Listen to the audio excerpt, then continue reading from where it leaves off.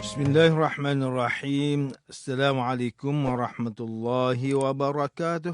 Innal hamdalillah nahmaduhu wa nasta'inuhu wa nastahdi bihi wa nastaghfiruh. Wa na'udzu billahi min shururi anfusina min sayyiati a'malina.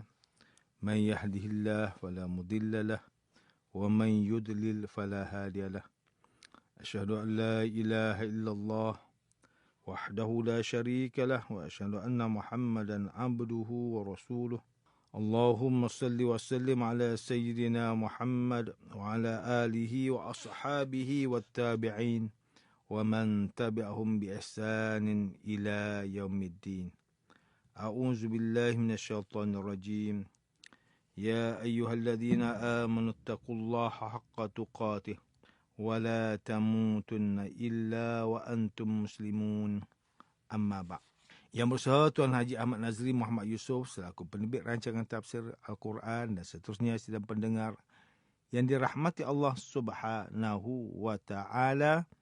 Alhamdulillah, pertamanya malah kita bersama-sama merafakkan setinggi kesyukuran kehadrat Allah Subhanahu wa taala di atas segala nikmat kurniaan dan rezekinya yang tidak ternilai.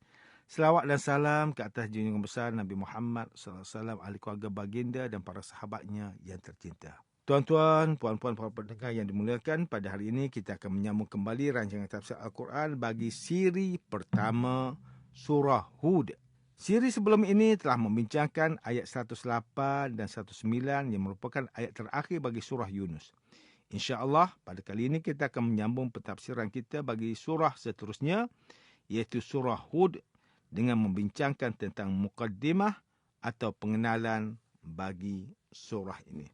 Bersama saya, Profesor Dr. Muhammad Najib bin Abdul Kadir, Pusat Kajian Al-Quran dan As-Sunnah, Fakulti Pengajian Islam, Universiti Kebangsaan Malaysia. Sidang pendengar yang dirahmati Allah, Surah Hud merupakan surah yang ke-11 daripada 114 surah di dalam susunan Mushaf Al-Quran, dan ia terletak di dalam juzuk yang ke-11 dan 12 selepas surah Yunus. Surah ini mengandungi 123 ayat, 1,715 perkataan dan 7,605 huruf. Surah Hud adalah surah yang ke-52 yang diturunkan mengikut tertib penurunan surah Al-Quran yang turun selepas surah Yunus. Surah ini dinamakan Surah Hud kerana terdapat pengulangan 5 kali nama Nabi Hud AS di dalamnya. Dan ayat yang menghuraikan kisah Nabi Hud adalah yang terpanjang dibandingkan dengan huraian tentang baginda di dalam surah-surah lain. Surah Hud merupakan salah satu surah yang menyebabkan rambut Rasulullah sallallahu alaihi wasallam beruban. Di dalam sebuah hadis daripada Ibn Abbas radhiyallahu anhuma, beliau berkata, Qala Abu Bakr radhiyallahu anhu, ya Rasulullah, qad shibta. Qal shayyabatni Hudun wal waqi'atu wal mursalatu wa amma yatasaalun wa iza syamsu kuwirat. Abu Bakar radhiyallahu anhu berkata, wahai Rasulullah sallallahu alaihi wasallam, engkau telah beruban. Baginda bersabda, aku telah beruban disebabkan surah Hud, Al-Waqi'ah, Al-Mursalat, Amma Yatasaalun serta Idza Syamsu Kuwirat. Ada yang menyatakan bahawa perintah di dalam ayat ke-112 surah Hud yang menyebabkan Nabi sallallahu alaihi wasallam beruban. Ayat tersebut, fastaqim kama umirta. Oleh itu hendaklah engkau wahai Muhammad sallallahu alaihi wasallam sentiasa tetap teguh di atas jalan yang betul sebagaimana yang diperintahkan kepadamu. Sidang pendengar sekalian, Profesor Dr. Muhammad Quraish Shihab melalui kitabnya Tafsir Al-Misbah menyatakan Surah Hud adalah surah yang keseluruhan ayatnya turun sebelum Nabi Muhammad sallallahu alaihi wasallam berhijrah ke Madinah. Oleh itu majoriti ulama menyatakan sebagai surah Makkiyah. Terdapat ulama yang mengecualikan beberapa ayat seperti ayat 12 dan ayat ke-114 daripada tergolong dalam ayat Makkiyah. Namun pendapat pengecualian ini kurang tepat kerana ayat-ayat itu berbicara tentang isu yang terjadi di Madinah sahaja. Namun ia tidaklah bermaksud ayat itu turun ketika baginda sallallahu alaihi wasallam berada di Madinah.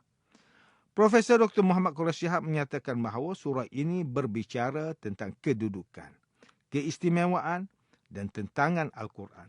Larangan mempersekutukan Allah Subhanahu wa taala dan bahawa Nabi Muhammad sallallahu alaihi wasallam adalah rasul yang bertugas menyampaikan berita gembira dan peringatan khususnya tentang hari kebangkitan.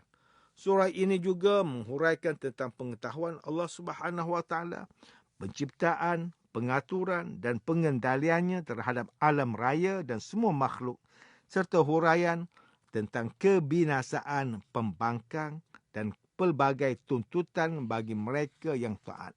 Surah ini juga adalah satu-satunya surah yang mengisahkan peristiwa banjir yang menenggelamkan kaum Nabi Nuh AS.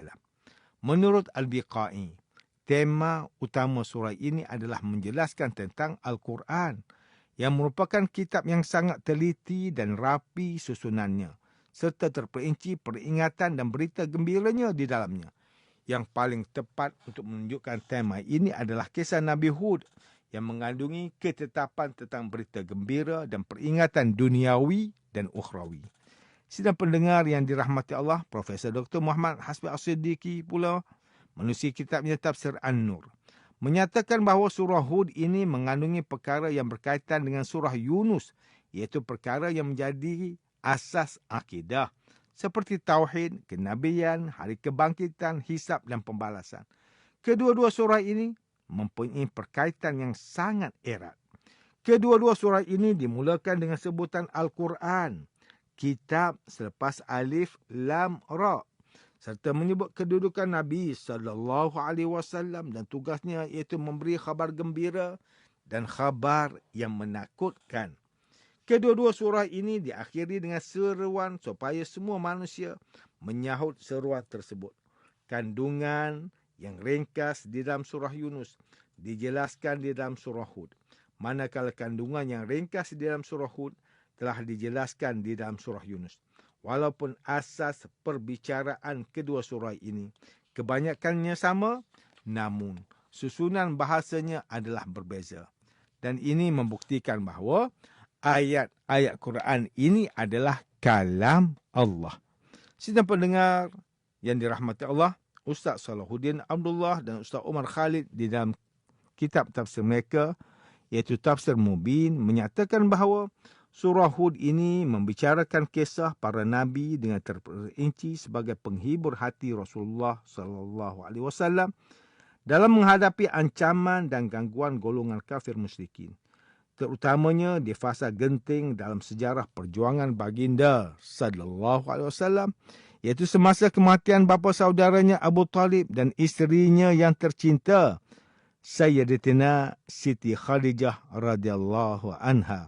Ayat yang diturunkan dalam surah Hud banyak menceritakan tentang pelbagai peristiwa yang telah dilalui oleh para nabi sebelum Rasulullah sallallahu alaihi wasallam sebagai satu ujian yang menjadi asam garam perjuangan menegakkan agama Allah Subhanahu wa taala.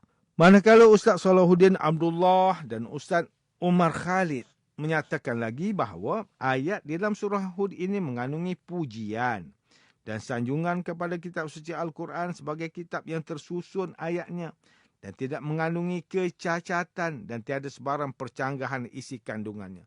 Seterusnya, ia juga membicarakan masalah berkaitan unsur-unsur dakwah Islamiah dengan mengemukakan hujah logik berlandaskan pemikiran yang sihat. Ayat-ayat dalam surah ini juga membincangkan peristiwa yang berlaku kepada para rasul terdahulu, bermula dengan kisah Nabi Nuh AS, iaitu kejadian banjir dan taufan yang menyebabkan tiada yang terselamat, melainkan Nabi Nuh AS dan para pengikutnya yang bersamanya dalam bahtera. Kemudian ayat dalam surah ini menyebutkan kisah Nabi Hud sebagai kisah teladan mengenai usaha gigihnya dalam berdakwah di jalan Allah. Baginda telah diutus oleh Allah Subhanahu Wa Taala untuk berdakwah kepada satu kaum yang terkenal dengan keras kepala dan sombong. Seterusnya, menyusul pula kisah para rasul iaitu Nabi Saleh alaihissalam, Nabi Lut alaihissalam, Nabi Shu'aib alaihissalam, dan kisah Nabi Musa alaihissalam dan Nabi Harun alaihissalam. Kemudian diikuti dengan kiasan yang mengandungi pengajaran mengenai bagaimana Allah Subhanahu Wa Taala berkuasa ke atas orang yang zalim dan derhaka. Surah ini diakhiri dengan menyebut hikmah yang tersembunyi di sebalik ungkapan yang berkaitan dengan kisah para rasul supaya dapat diambil iktibar di atas peristiwa yang telah menimpa umat terdahulu yang ingkar kepada seruan para rasul. Tuan-tuan, puan-puan yang dimuliakan, Profesor Dr. Haji Abdul Malik bin Abdul Karim Amrullah atau lebih dikenali sebagai Hamka melalui kitabnya Tafsir Al-Azhar menyatakan bahawa di dalam juzuk 12 ini tergabung dua surah, iaitu surah Hud dan surah Yusuf. Di dalam surah Hud, bermula ayat yang ke-50 hingga ayat ke-60, dihuraikan perjuangan Nabi Hud menyeru kaumnya, iaitu kaum Ad yang sombong dan angkuh, sehingga mereka hancur dengan keangkuhannya. Selain daripada kisah Nabi Hud yang hanya di dalam 10 ayat itu, dikisahkan juga perjuangan para rasul yang lain dan diterangkan ancaman dan seksaan yang akan menimpa orang yang derhaka kepada Allah Subhanahu Wa Taala, iaitu seksa Jahannam, kegagalan dalam hidup dan tertolaknya amal.